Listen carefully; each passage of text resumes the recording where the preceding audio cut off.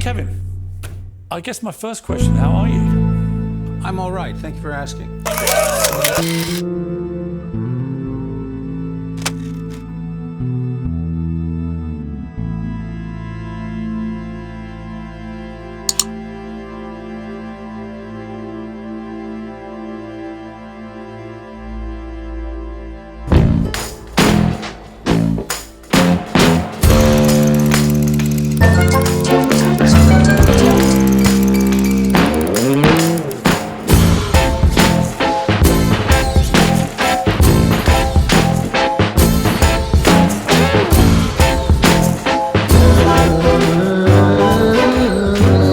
After the 2000 Oscar and other sex scandals, in 2022, after being exonerated, he shows himself as follows.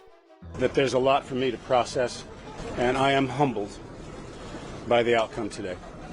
But I would like to say that I'm enormously grateful to the jury for having taken the time to examine all of the evidence and all of the facts carefully. And I am humbled by the outcome today. But it wasn't all like that, especially when he started. I did what I could to protect my brother from the creature. That's what we call him. Don't know if I couldn't protect him all the time.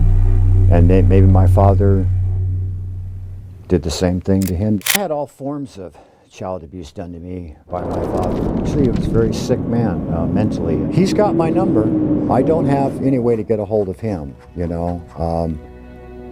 I would love to hear from him. I really would. Regardless of everything that's gone down, we're still family. He's been elusive my entire life, you know, since about 1980 when we both grew up and moved out. I've only seen him 5 times in 40 years. Heatburn, Dad, The Ref, all these films led to this moment, Kevin Spacey's first big hit.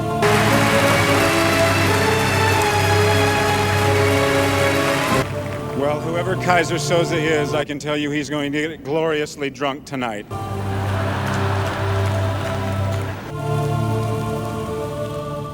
After this success, in 1995, in the most important film of his career, Seven. Playing the role of a serial killer, John Doe, he immortalized himself as one of the greatest villains on the screen.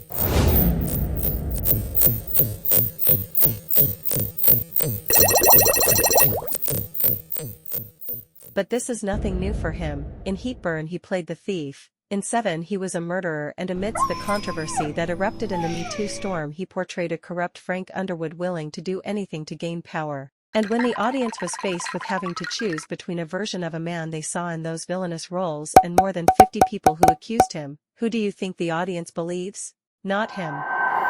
In 2016 it all started like this.